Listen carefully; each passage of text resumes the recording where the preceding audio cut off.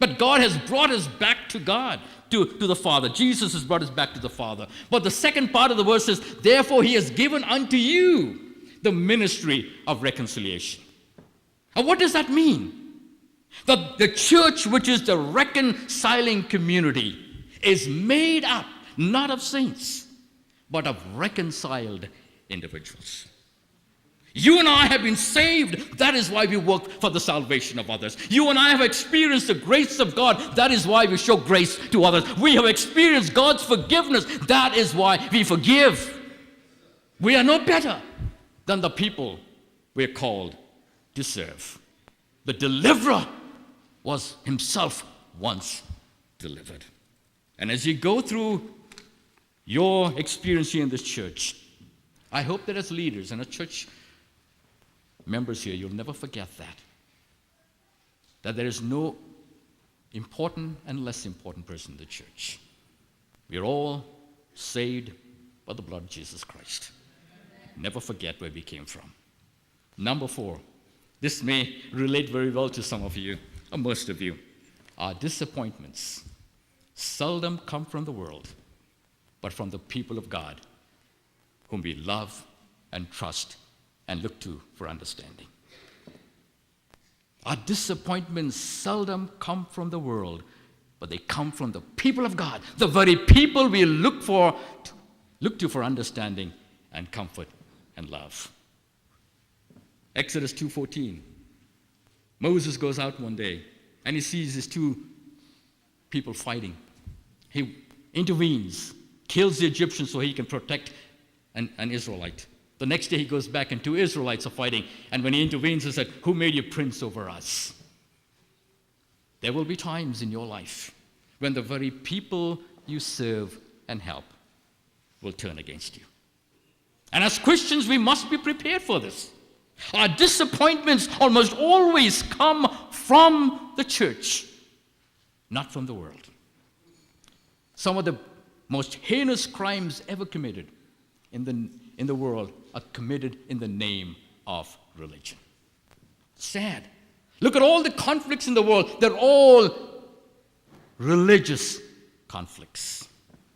Someone has said, history is a record of good people doing good things and bad people doing bad things. But to get good people to do bad things, for that you need religion. Let me repeat that. History is a record of good people doing good things and bad people doing bad things. But to get good people to do bad things, for that you need religion. Some of the people who are hurt most are being hurt by church people, by church leaders, by fellow Christians. I am told that there are at least 2 to 3 million former Seventh-day Adventists here in North America alone. We have a membership of barely 1 million, but 2 to 3 million former Seventh-day Adventists. And the vast majority of them left the church for relational reasons. Relational reasons. Your church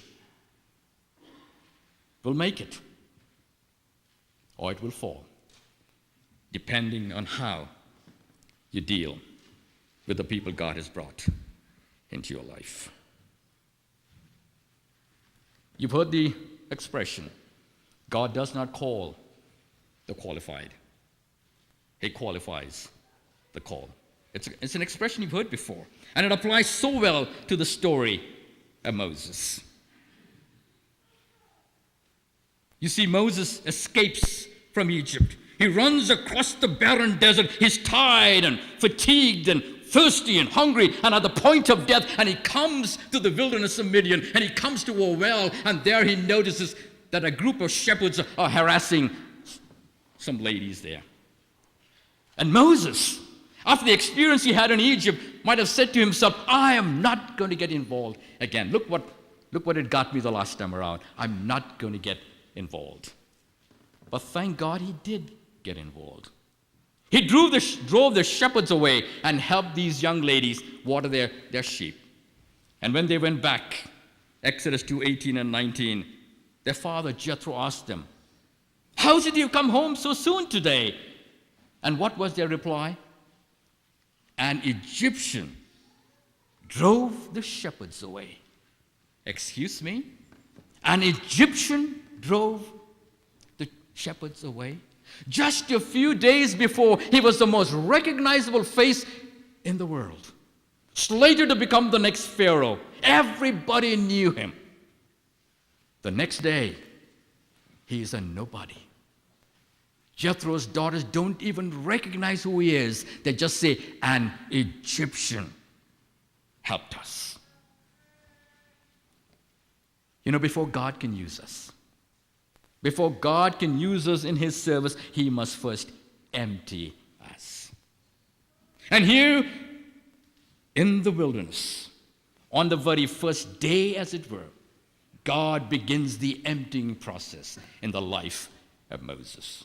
He was so full of himself, so confident that he could roll up his sleeves and get the thing going. And God says, no, that's not my way. It's not my way. It's not my time. And so God empties Moses. And before God can use you and you or me, he must empty us of every last vestige of human self-sufficiency and pride. Lesson 6. We must learn to sit at his feet before we can serve him out in the world. We must learn to sit at his feet before we can serve him in the world. You know, the story of Mary and Martha is a story that I never liked. For years I said to myself, how could Jesus ever side with Mary? After all, wasn't she the lazy one? Martha was doing all the work and Mary was just sitting there. It's only recently that it dawned upon me that here was Mary sitting at the feet of Jesus in complete surrender, while Martha was busy about the things of this world. We must learn to surrender before we can serve God. Oswald Chambers once said that we insult God. We insult God by our eagerness to serve him before first getting to know him. We insult God by our eagerness to serve him before we first get to know him. Moses spent 40 years in the wilderness, being emptied of self and filled with the things of God. It's not enough to be emptied. You must be filled with the things of God. And then we come to lesson number 7. Aflame, but not consumed. Just a surface reading of that text. Aflame, but not consumed. Moses stands before that bush. He has been in the desert now for 40 long years, and a fire in the desert is a commonplace happening. But this was different.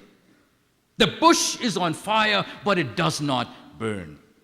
It's aflame, but not consumed. And as I read that phrase, I said to myself, is there a message there for us? Was there a message that God was trying to give Moses? And I came to this conclusion. But God was saying to Moses, you're going to begin your years as the leader of my people. I want you to remember this. I want you to be a flame on fire for me, but I don't want your job to consume you. I want you to be on fire, but don't let your job consume you. Beware of spiritual burnout. And this is good advice, even for pastors. Someone has said that our feverish activity for God, our feverish activity for God can be the greatest threat to our spirituality if we try to do it in our own power rather than in the flow of the Spirit. Our feverish activity for God. Many times you see people busy doing the things of God. It's because there might be something lacking in their own lives. They're trying to compensate for something that isn't there. One writer put it this way: religion, or the activities that we involve in, religion is what rushes in to fill the void created by the absence of a right relationship with God. Religion is what rushes in to fill the void created by the absence of a right relationship with God. And God said to Moses, don't let that happen to you. Beware of spiritual burnout. There is nothing more dangerous than overextending ourselves for religious causes. You would not expect a pastor to tell you that, but that's true. There is nothing more dangerous than overextending ourselves for religious causes. For if you're not careful, our work for God can easily become a source of pride and an extension of our own egos.